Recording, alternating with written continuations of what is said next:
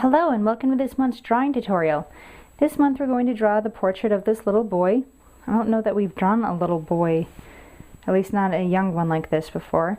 So this will be a new experience, but you're going to get to polish up your skills in laying out the grid that helps us to accurately put down the features and the shapes, and blend the skin tones and add those features on top. So let's go ahead and get started. Print out your reference material and measure it, then divide the length and the width on both sides into even increments. I like to split it into 9 even sections, top and bottom, and then I label those sections A through I on the top and the bottom, and 1 through 9 on either side. Then I lay out, I make a simple mathematical formula to make a proportional square or rectangle on my drawing paper. So the idea is you can make your drawing smaller or larger, any size that you want, as long as it's proportional to your reference material. And of course you don't have to use a layout grid for making a drawing. You can just get some paper and start drawing your head. But I like to use a grid, especially for my beginning artists, because it gives you some confidence and it gives you the ability to check yourself if things start to go awry. So that's why I suggest making this grid. Give yourself a square or rectangle, make sure that it's proportional, exactly proportional to the drawing material, and then divide it into the same increments. So I have A through I, top and bottom, 1 through 9 on either side. And then you're going to start by drawing the largest shapes of the head and the shoulders. And since you're using a grid, you can do that fairly easily. What you're going to do is get a triangle, put it up against the side, and then the really important lines and angles and intersections can be marked off so that you can find corresponding numbers on those grids. So for instance, the top of the head is here at about 1/3 after the 1. And then if I find it, the vertical center right between the eyes, just make sure that the top of your triangle is nice and straight. So the center is almost exactly on the F point, which is good luck for me. So then I can go to my paper, find F, and because I have it labeled top and bottom, I can just find the line that connects those two. Make sure that it's really true, and then very, very lightly I'm going to mark that line, and then the 1/3 after the 1 as well. And then I already have the center of the head and the top of the head. Very lightly, because you know you're going to need to erase these lines. I'm going to do the same thing for the bottom of the chin, which here is almost exactly on 6. And I like to find the side of the head as well. So let's say C1/2 and G1/2.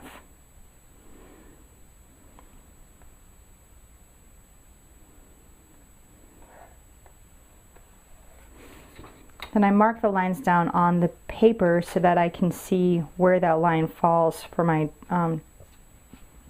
drawing. So G1/2, that's going to be about right here,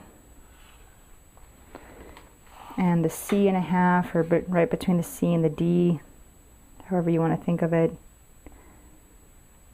right here. Bottom of the chin, I said, was right on 6.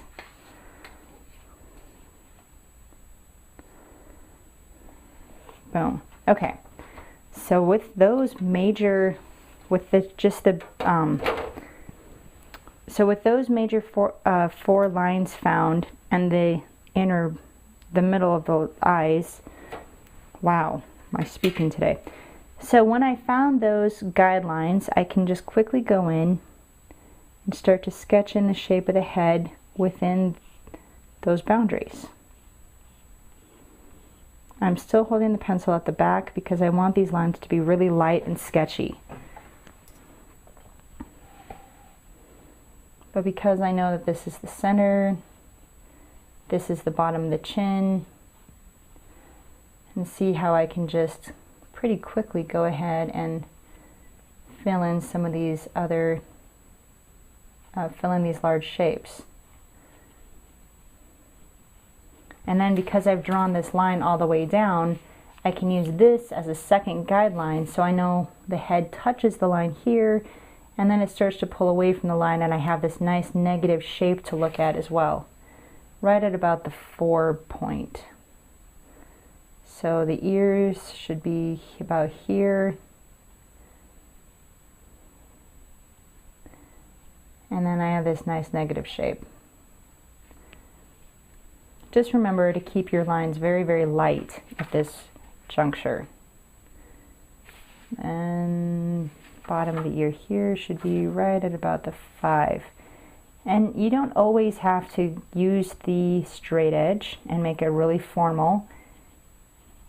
Once you have those large shapes, you use your grid not more sparingly, but more indirectly. So you're really doing a lot more eyeballing or guessing. Okay, then I can use the grid or use these other lines that I've already drawn to help me place the neck and the shoulders. But I can easily find the points of the intersection. So right here is a point of intersection on the graph itself, and then here. So I can sketch, I can find those lickety-split. And then I know that the top of the shoulder is right around the 6 mark. So when I know the bottom and I know the top, I can just really quickly fill that in. And then to get this angle, I can look at the B point here and see about where the vertical intersection should be. So 7 and B, about right here. And I just fill in that shape very quickly. And I have this shape as well.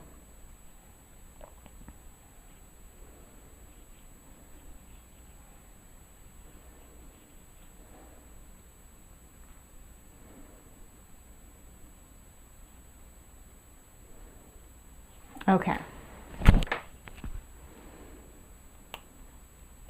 When you make some mistakes, go ahead and clean those up right away. Then you can use your grid again, and I like to find a line for the bottom of the eyes, bottom of the nose, top of the mouth, things like that. So let me show you a couple of different ways. If you already have a grid, then this is really easy. You can just find the line that the bottom of the eyes falls on. And if you want to do bottom of the eyes and top of the eyes, that's fine too. So top of the eyes is about here.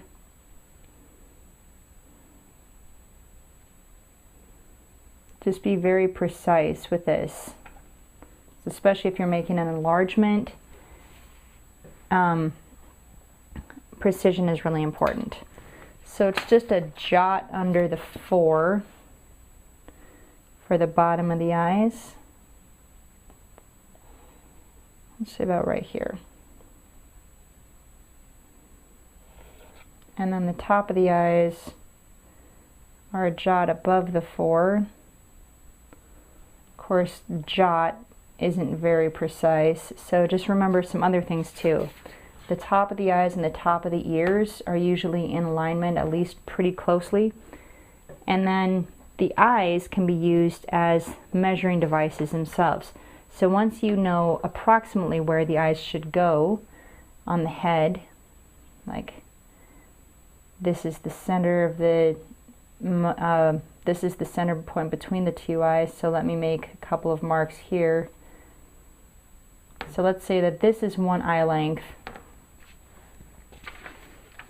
and then I can use that to find the other eye length. So let me clarify that for you. Use a scratch piece of paper I'll zoom in here so you can see a little better what's going on. Mark down an eye length. If the face is face forward, then the eyes will look the same width. If it's at an angle, like this head is at an angle, so the eyes look a little bit different widths. So let's just use this eye.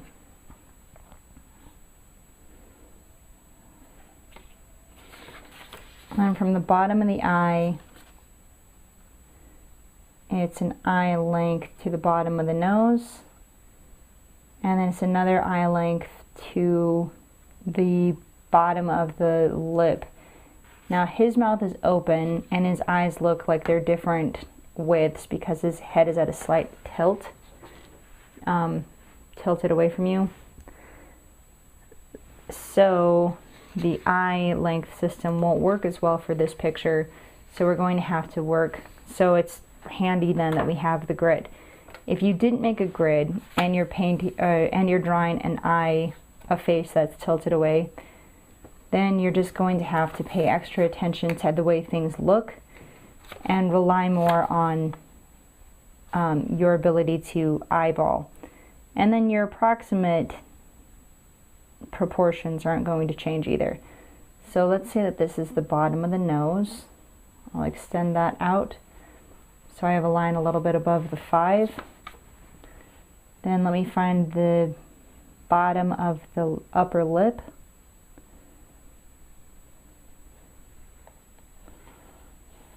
And the bottom of the bottom lip.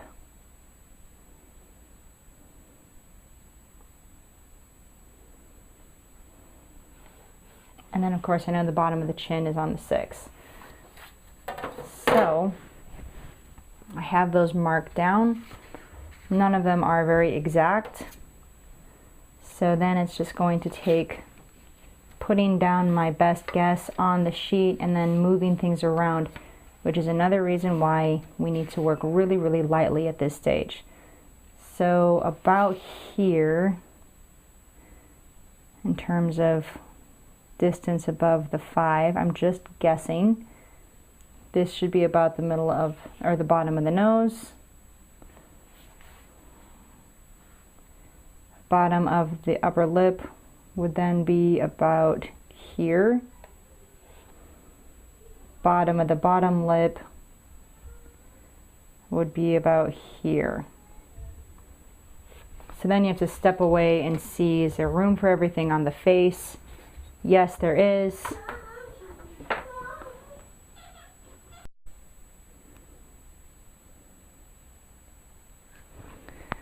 So there's room for everything on the face as it's sketched out, but now the trick is drawing those features so that they look correct, and that's another game altogether. So let's get started on that.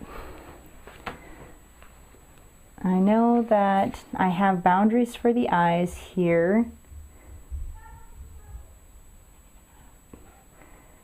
Boundaries for these. So I know the top and the bottom, and that's a big help because then I just have to lightly sketch in the shape of the eye. So I'll sketch in one and then the other. And when you're sketching an eye, don't forget to give yourself room for the lids.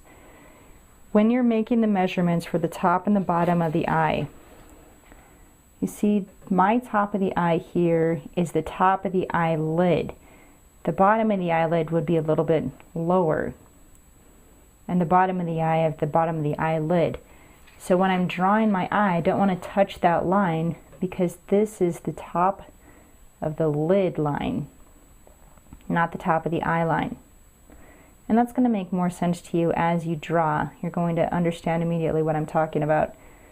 But there are all sorts of different places to measure the eye. So you just need to be consistent. There's no right place to measure the eye from. You just need to make sure that you know that your lines refer to the top of the eyelid, the bottom of the eyelid, this corner, that corner, etc. So just start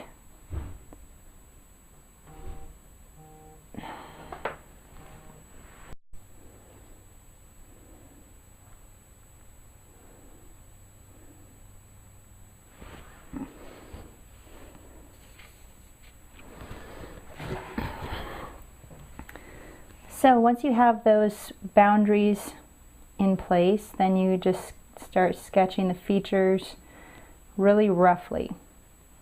And when you're sketching the nose, for instance, take note of the vertical lines too. So if there was a line from the outer edge of the nostril straight up, where would that intersect?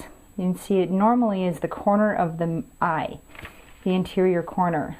So here, either his nose is too wide or his eyes are too close together. And so the trick of doing a good portrait is that you not only get the features the right size, but in the right placement in proportion to each other, and everything fits together. So it's quite a trick, and it takes a lot of erasing and redrawing, especially if you haven't started with a graph. The graph really gets you a long ways in terms of getting those initial shapes down in at least approximately the right place. Corner of the mouth usually lines up with the center of the eye. You can see that that's true in this case. So then I like to mark the outer boundaries and then just sketch the shape of the feature inside those boundaries. It's a lot easier to do it that way than to just try to draw it blank on the page. Remember, this was the line for the bottom of the mouth. So then I can just connect these lines and try to shape the mouth according to the size that I've reserved for it. Okay? So his eyes look too big right now, but what I can do at this point is start erasing some of those guidelines and redrawing the features with a little bit more care. So once I know that there's room for everything and I don't have to make huge changes, then I can go back and make smaller changes.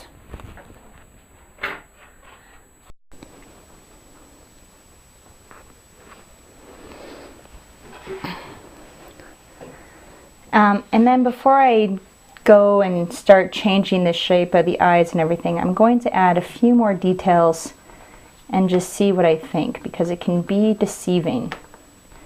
Sometimes the features look the right size, or they look the wrong size, and then you add the hairline, for instance, and things look a little bit more accurate. So if I put on the hairline,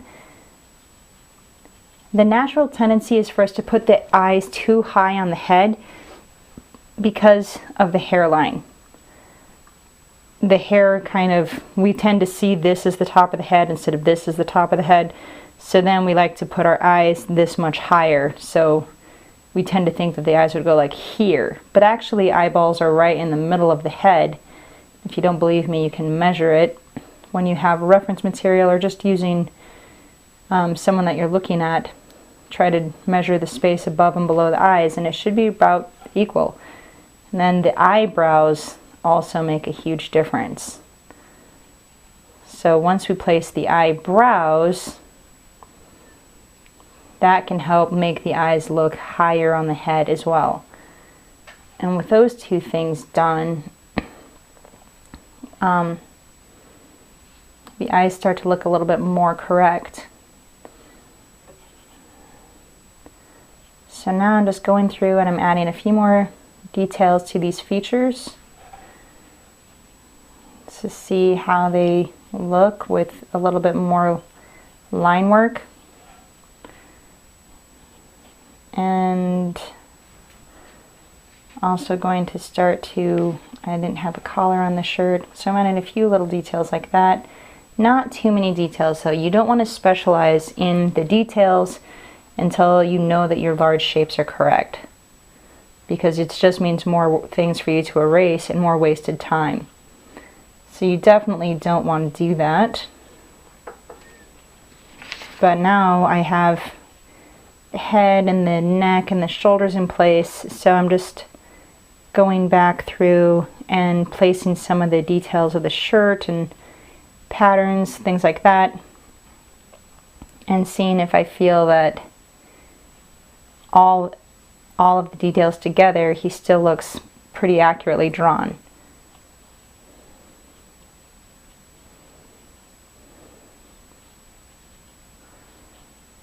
Okay.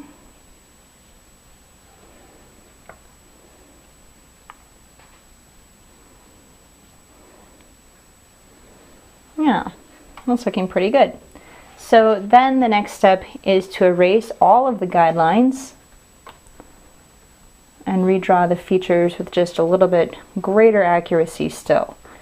And by the end of this step, I'm completely satisfied that the features are all correct and that my profile, or that my portrait, looks exactly accurate. And that can take a while. This step is the longest step. So I've roughed everything, I've placed everything, now I have to shape it all according to the reference material that I see, so that it's not just accurate in terms of this is generally the right shape for this eye, but this is exactly this boy's little eye. Or this is his exact face. Alright, so in this step I'm trying to get down all of the details and all of the nuances of this individual portrait. And I don't want any sloppy lines, and I don't want any ambiguous lines.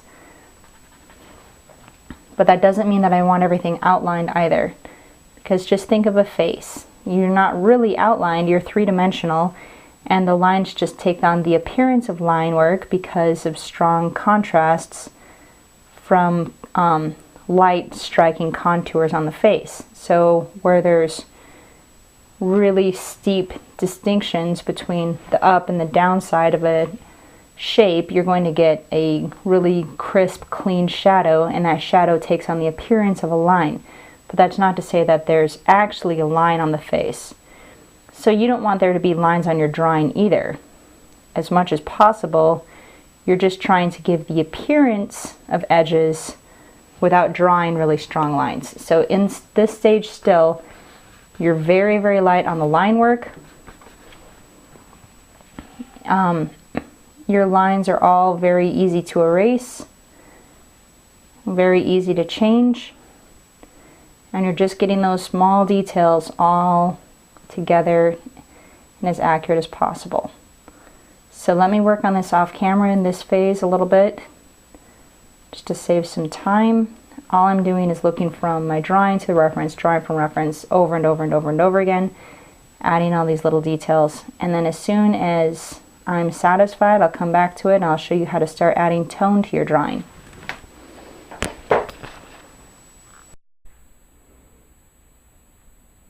Okay, I have all the features drawn. Whoa. Okay, I've got all the features drawn accurately, and now I'm going to add the first pass of tone. So this first pass has nothing to do with shadows. It's just getting an even tone distribution down on the paper, because no one's skin is paper white. So we're going to put the tone down all over all of the skin, the neck, everywhere except the eyes and the open mouth.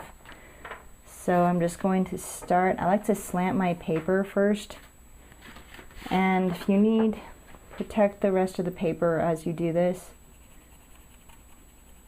with a clean sheet of paper to rest your hand on so that you don't smudge. And then I'm just going to go back and forth. I'm working in the hair, and then I'll go down into the skin, holding the pencil at the very back, so it's a really light pressure. Shorter strokes at the edges so that I have a little bit more control, and I can get as just close to the edge as possible. So this isn't a sloppy scribble. Scribbling. It's just really even distribution, and it helps to have a nice long charcoal nib exposed on your pencil. Then when you have your edges filled in, you can make some longer strokes that go all the way across the head. And they can be slightly curved to help accentuate the curve of the head.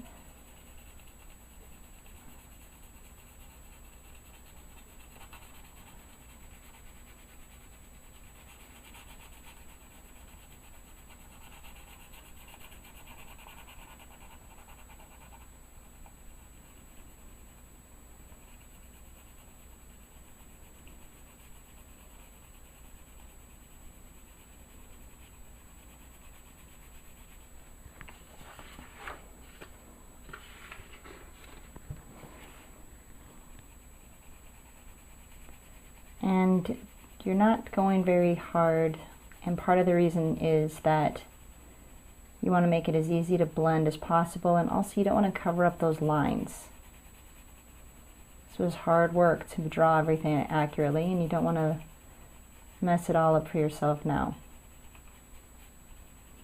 The other reason is because you're going to need to have some areas that have highlights on the skin, and if you've done this step too darkly, it's going to be really hard to pick those light areas out with a kneaded eraser.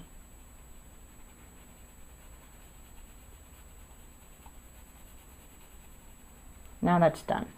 So I can write it out, I can write it again, and then I can take a now I'll take a chamois cloth and wrap it around my finger, and then blend all of that skin tone with those circle strokes.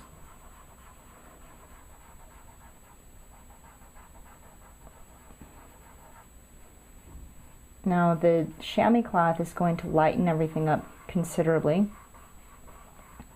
which is why this is just a base tone. But you can see that it also gives me a really nice smooth blend. So this is the best tool to use when you're trying to cover large areas. If you go out of the edges a little bit, don't worry, you can clean them up at the edge or at the end. If you go out of the edges a little bit, don't worry, you can clean it up at the end.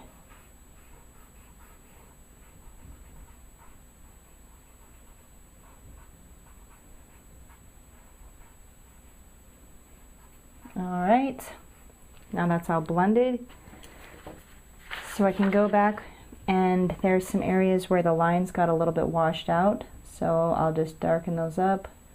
Again, I'm not trying to outline, I'm just indicating some of those edges a little bit better.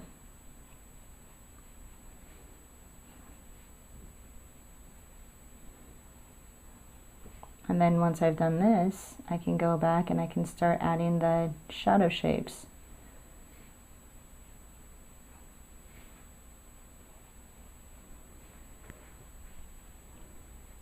I can also clean up the outer edge with my kneaded eraser pressed into a blade.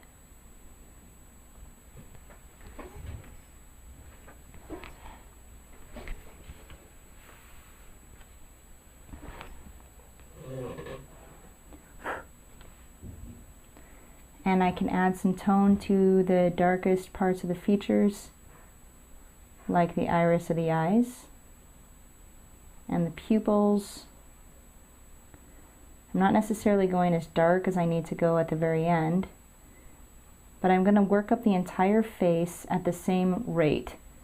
So I'm not going to just do a lot of work on the eyes and then move on to the nose and then onto the ears and so on. I'm going to continue to work up the entire portrait as one big piece with these little individual parts, and that way I can see as I go along if everything is still staying correct. Sometimes you start to add the tone to the eyes and then it occurs to you that they're just much too big or they're too small. So adding tone can easily change the appearance of size. And since I'm not making things as dark as they need to be at the very end, and I'm doing all of the features at the same pace, that will allow me to see things in relation to each other better and to make some changes if I need to, a little bit more easily.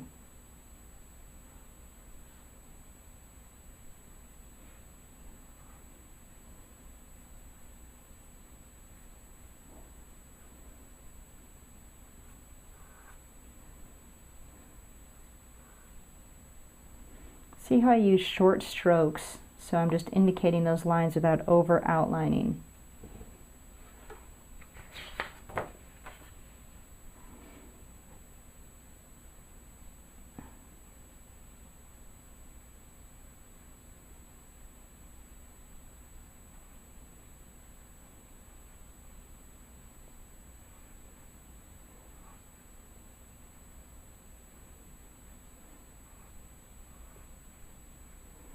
And I work in the darkest parts of the face first. I think I said that already. But you do that so that you won't tend to have a outlined caricature. And then pick up your pencil.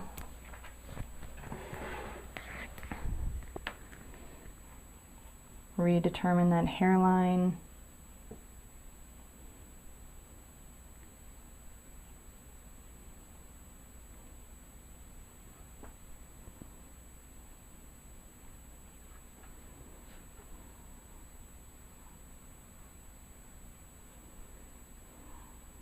Look for the shadow places on the chin and just darken them up at the shadows. Don't outline the entire face. Just a bit here and there. That will be enough. And then you're going to look at your reference material and find those shadow shapes. Try to put them down over the face as one continuous large shape. So here I see this big shape that crosses over the forehead, dips down into the eye, onto the chin, around the apple of the cheek, into the mouth, and so on and so forth. The reason why you want it to look like one big shadow and not the shadows on each individual feature is because it's more realistic, because the light is hitting this as one large three-dimensional piece. It's not lighting just the nose and then just the mouth and just the ears and so on. Rather, all of those shapes are touching. So try to break down your perception of your face as a series of individual pieces, and instead try to look at it as one large shape that gets more or less complicated. So I have a lot of little pieces here, pieces of darkness falling across these shadows, falling across these features. But they're all interconnected, and in that way it's all one big shape. Working around the highlight on the tip of the nose here, and then that shadow shape goes down into the area right above the lip and into the lips as well.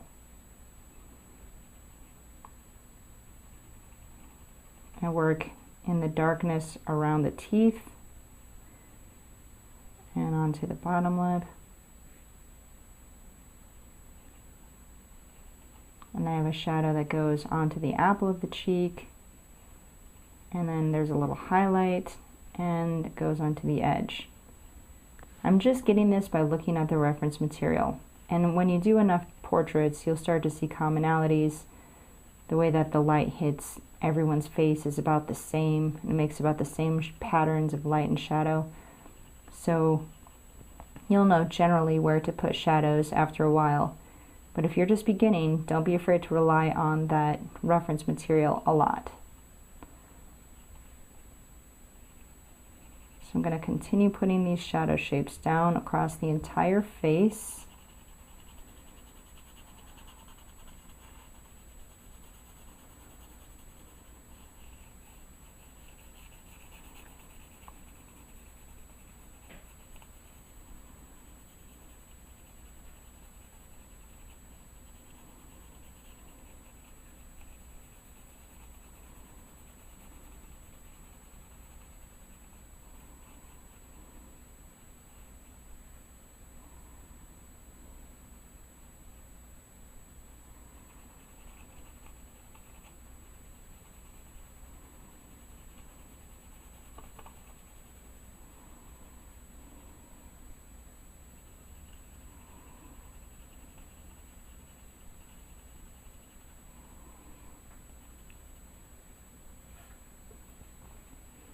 The neck is generally a little bit darker than the face because it's getting a lot of shadow.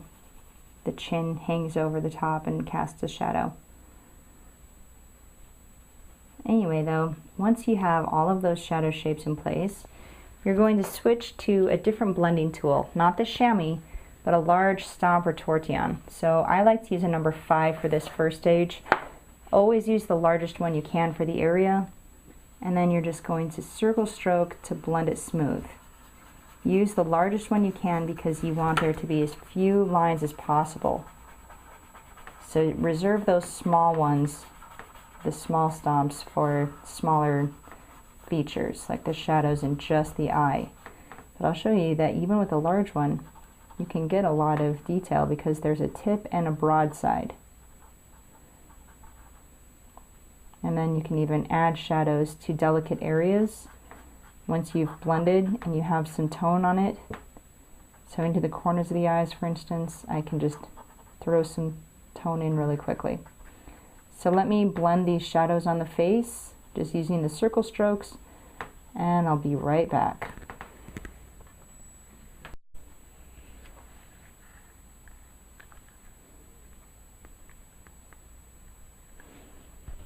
Alright, this is after that first pass of blending, so you can see that everything's pretty smeary. There are two things that you do to clarify. You're going to get your kneaded eraser to erase out some of the outside edges, clean them up just like this. Just push it into a blade, and then you'll have a nice clean edge of that eraser to go in, clean up those smears.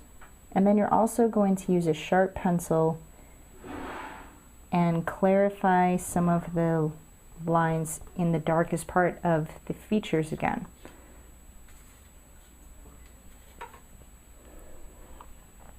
So I'll work in one of the eyes here so you can see what a huge difference it's going to make.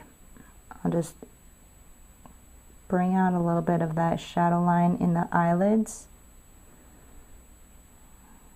darken the corners,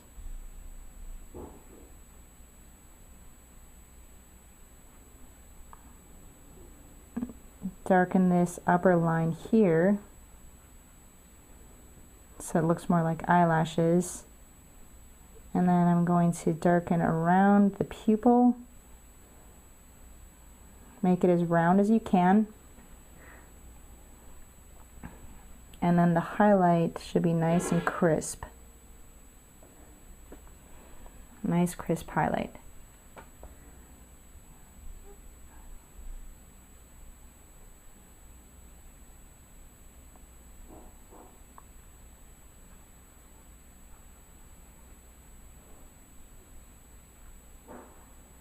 And I'll add a few little eyelashes in the upper lip.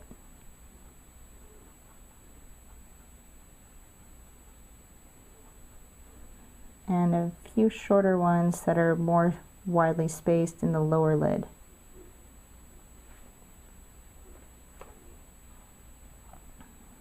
Then you can clean up in the white of the eye if you need to, but don't erase everything because it does need to have some shadows so that it will look like a sphere. Then you can go back and blend those lines in the iris. Give it a little bit more dimension here using one of your smaller stomps.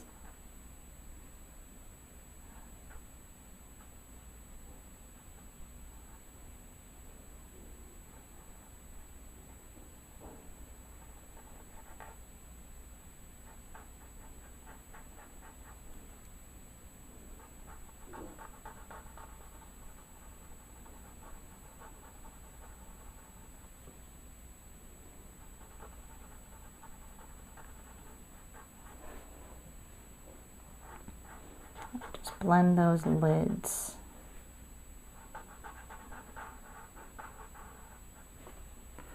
Okay, so then you just go back and forth doing that sort of thing, adding some darks, pulling out some highlights, and adding some more lines as needed. And you're going to do that all over the face.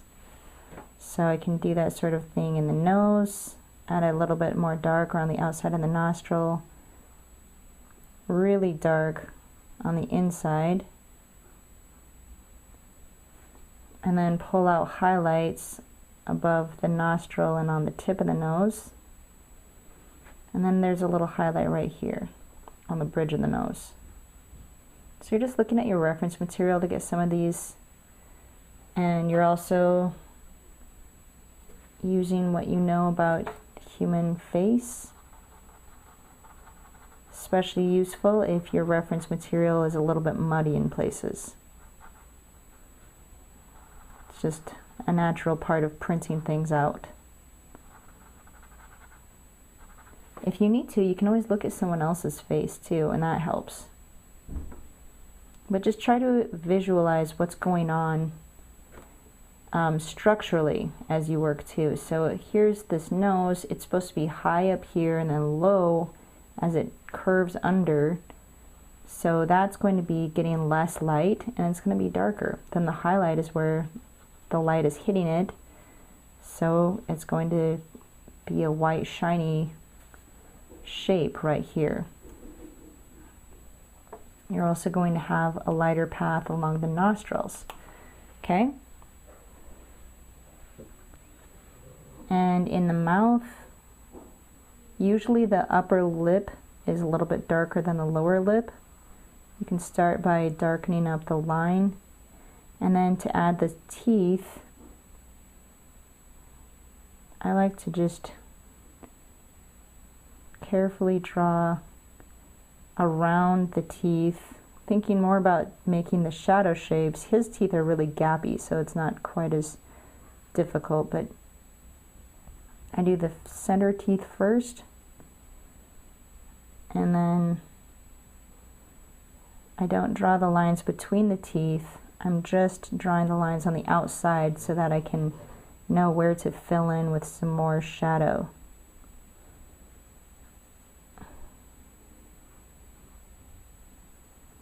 And then you're going to fill all that space around the teeth in. Not really dark. And you want a highlighter too, because the mouth is wet.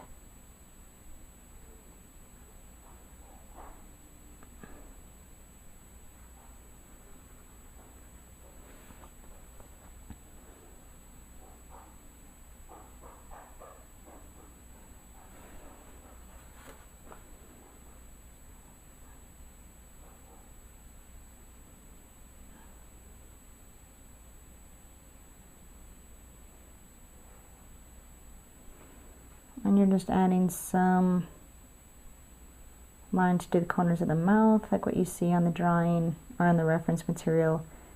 And in the bottom lip, there's a much stronger highlight. So you're going to have shadows in the corner, and then a really bright highlight on the fleshy part of the lower lip. And some lines like this that come down. So then, as you finish adding some tone, you can just blend it smooth with a small tortillon. I keep it right in my hand as I work. And that way I'm working up all of the features at the same rate.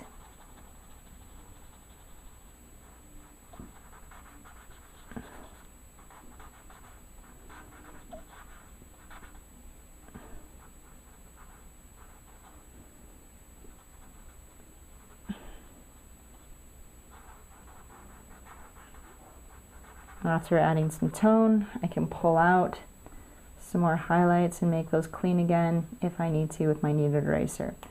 So let me do that work, finish this half of the face, push it a little bit farther forward, and I'll come back and show you how to do the hair and start on the clothes.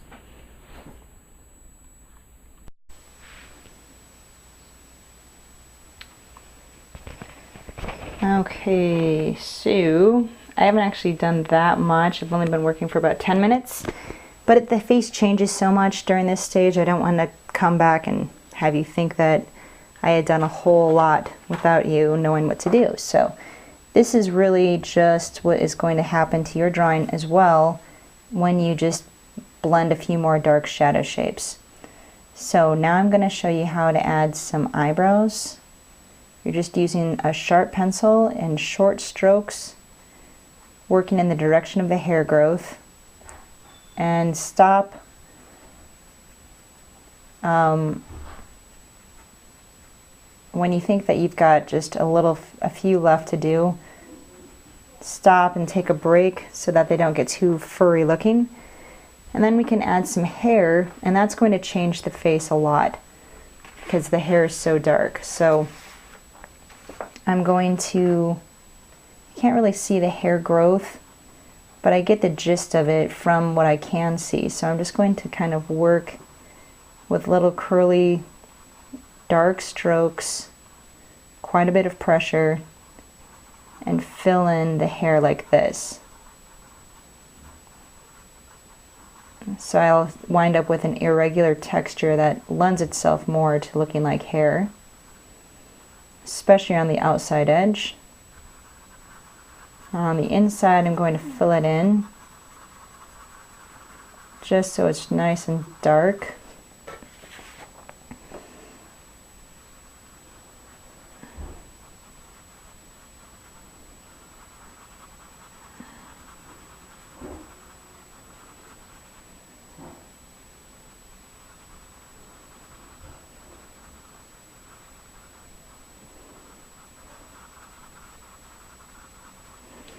And that darkness goes on the outside edge down here. So just be really careful. You don't want to make a mistake when you're drawing this dark. It's going to be difficult to fix. I can fill in what I see of the hairstyle up there. Then I have a highlight and a little part line right here. And on this side of the hair, it's still going to need to be curly, but it's a lot lighter. Well, it's quite a bit lighter. So just be careful around the ear. And if you need to, you can sort of outline where it needs to go first and then fill in with quicker strokes.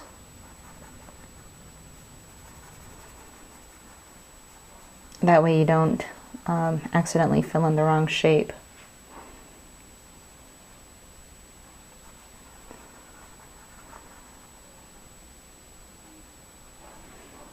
Okay,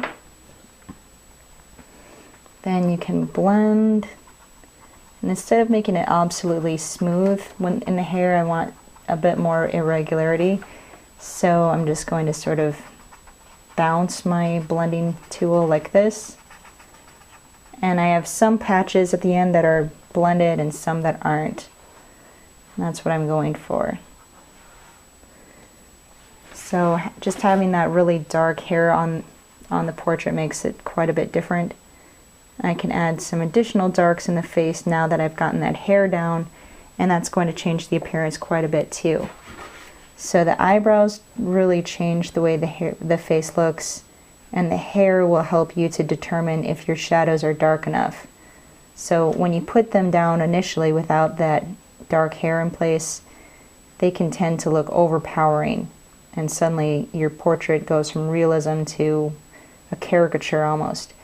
So before you make any changes, put the hair down, get the darkest darks in place, then you can judge better if your darks actually are too dark or if they are looking more balanced. So putting the eyebrows on and the hair on really make a huge difference in terms of the balance. I need to lighten up the tongue more, and I need to add some more darks around the neck and going into the collar.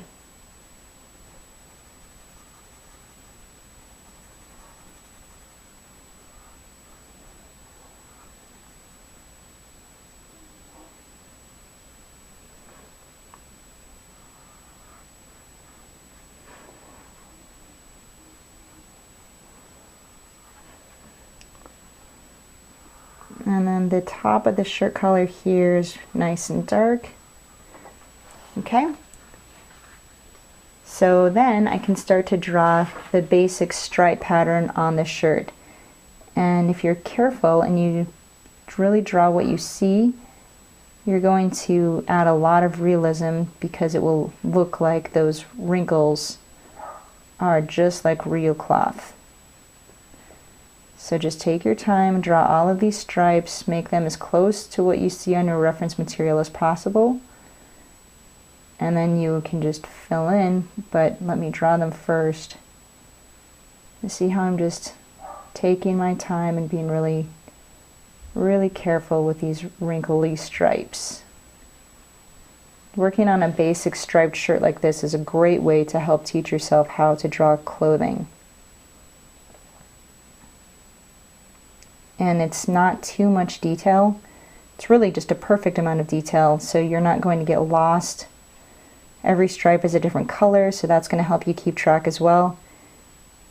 And then they're wide enough that it shouldn't be overwhelming. So let me finish drawing these stripes and I'll come back to you and show you how to add the tone.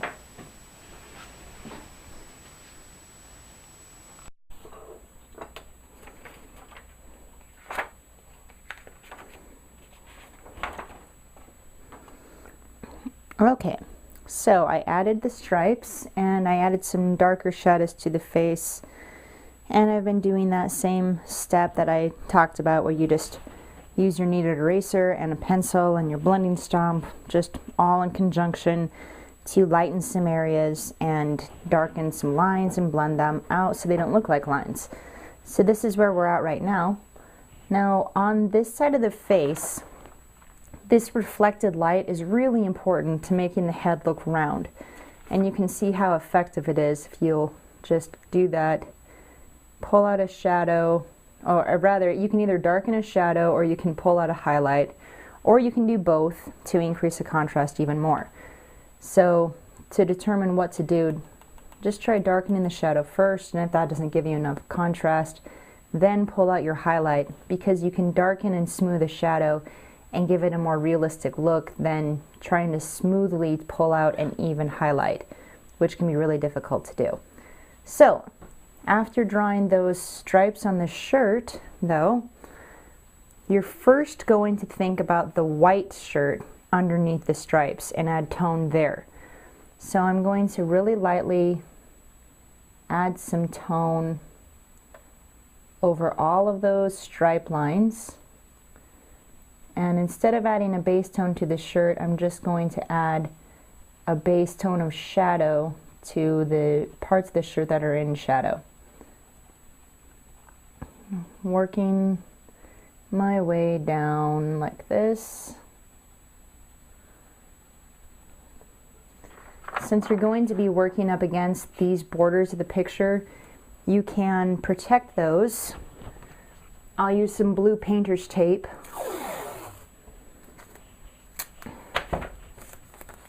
Because it's low tack, so I don't have to stick it to anything. It will come off the paper cleanly when I'm done with it. So it's a little trick I use to save some time.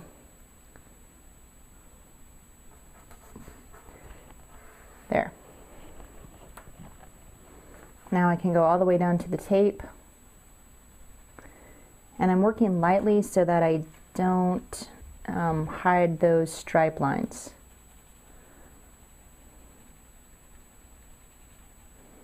You have to be careful that you're adding shadows where you see the ripples in the stripes though. So you want the ripples to correspond to the folds of the fabric, and the folds of the fabric need to correspond to the shadows.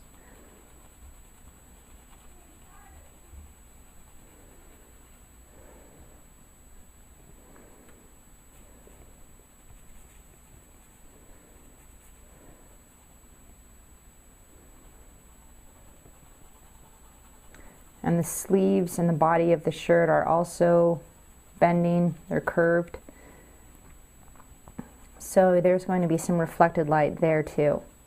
On the outer edge of things that are curving, you're going to see a bright highlight a lot of times. Sometimes it's really, really small, very narrow little line of highlight, but pulling it out is going to increase the realism of your portraits a lot.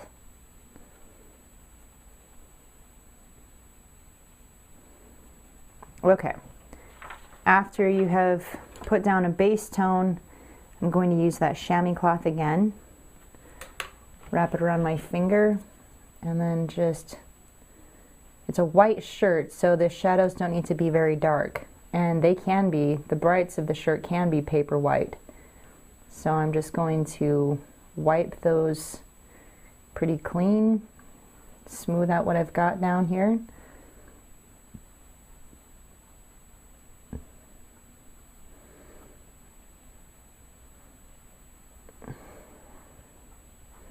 This way you can have a really realistic fold. You can have realistic cloth with a pattern on the top that isn't smeared. If you put the stripes down and then you tried to blend the shadows over the entire shirt, those stripes would necessarily get really smeary. You don't want that. And then before I lose the stripes entirely, I'll go back and re-strengthen. So it's really similar to what we did on the head, only the stripes are definitely lines, and we're trying to minimize lines everywhere else. So in that way, the stripes on the shirt are easier. The only difficulty is making sure that those patterns are correct, and that the ripples move in a realistic way and move with the folds.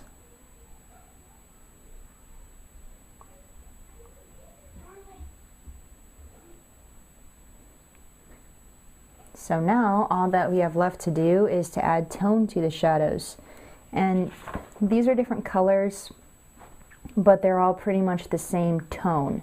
So if this was translated to black and white, obviously the black ones would be the darkest, but there wouldn't be a very discernible difference between the green, blue, and red. So if you want to just go ahead and make them all the same tone when you translate to black and white, that's fine. All you need to do for this step is fill in your stripes, holding the pencil at the side, and hold it up so you can access the tip and make the clean outlines. So I'm just going to go ahead and fill in the tone of all of these stripes. It's not much to see here, so I'm going to do that off camera to save some time, and then I'll come back and show you how to blend and add any final touches.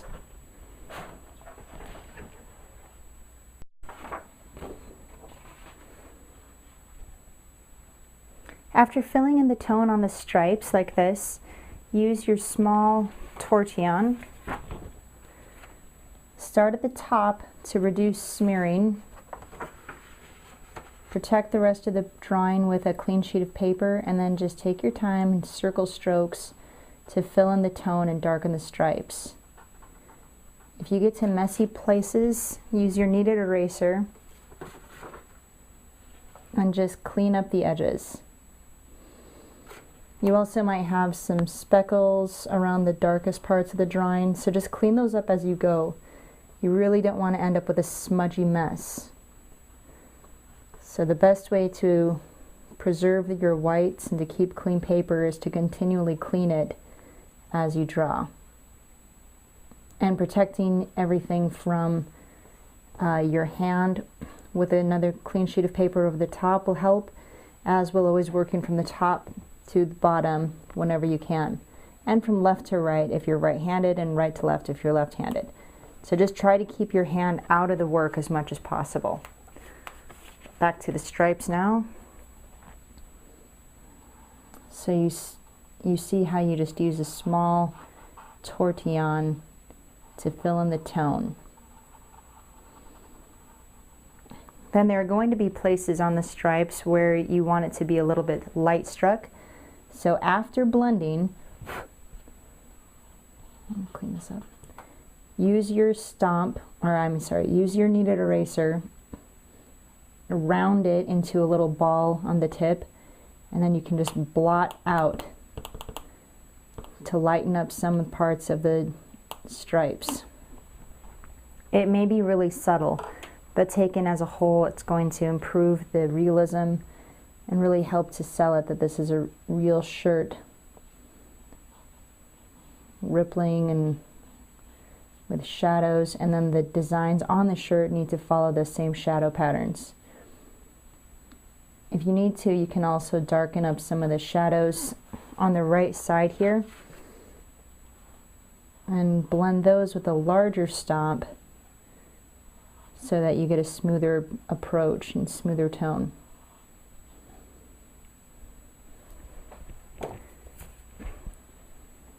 For the darkest stripes, those black ones, you might need to go back after blending and add another pass of tone.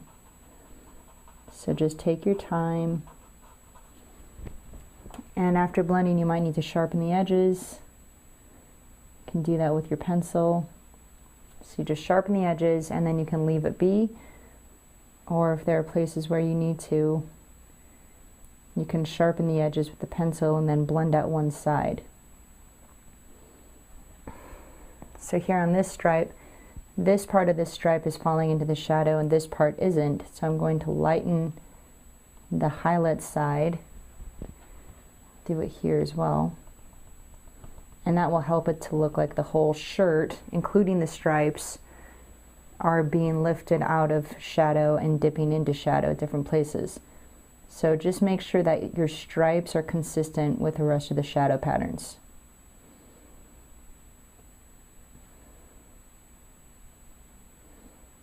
They shouldn't be solidly dark all the way across. There's always going to be variations.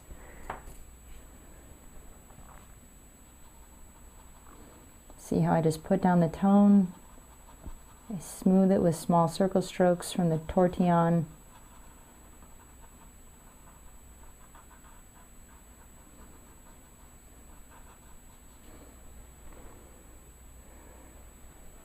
I clean up the edges with my eraser.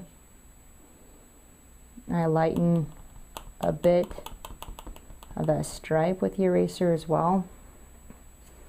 And then I clean up the edges with the pencil. Do that process for all of the stripes.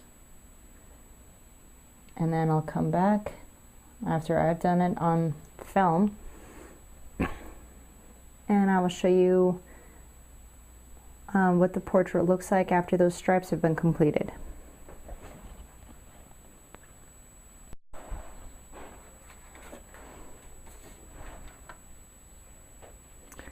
Alright, after blending the stripes and doing some more work in the shadows on the shirt, this is how the portrait is looking. So at this point, it's really a matter of your personal preference. You can always push a portrait farther. And if you're not sure whether or not you need to, the thing to do is to put it away and to let your eyes rest for a time. I'm going to erase some of these lines on the outside of the shirt by the highlights to help it look more realistic. So we have some lost lines and some sharp dark lines. It's all about the contrast in painting as well as drawing. But anyway, after you've put the drawing away for a couple of days, you come back to it with fresh eyes, and then you can see if you need to sharpen up some lines, if you need to add some more darks, etc., etc. When you are satisfied, you can remove your tape. Ooh. Slowly, so that you don't tear.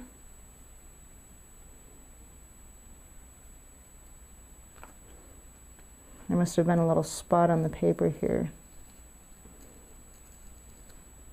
So I did have a slight tear. Huh, that almost never happens. Anyway, take care and be really slow so that you don't tear your paper. Here I could just mat up a little bit if I needed to. Then, since this is a charcoal drawing, I would want to spray it with a fixative, let it dry completely, and then it would be ready for framing or matting. So that completes this month's drawing tutorial. You can see that just taking it step by step, using a grid to help to lay out the large shapes, and then taking some time and care to draw the features accurately, combining with the techniques like putting down your base tone first and then working up the shadows on top, really can result in a great portrait, just like it has here. Now if I wanted to add any more detail, I might do some more work in the lips, try to bring out some more shininess on the wet parts of the mouth here, some little things like that. But for right now, I think that the portrait is good enough and all of the techniques have been taught. So the only question here that remains is how far you'd want to push it yourself. But I hope that you've learned some things by watching me draw, and I hope that you'll take it to your own studio, download the reference, and try this portrait in your own home. So I thank you so much for watching, and I hope that you join me next month for another drawing tutorial. So I thank you so much for watching, and I hope that you'll join me next month for another drawing tutorial. Thanks so much.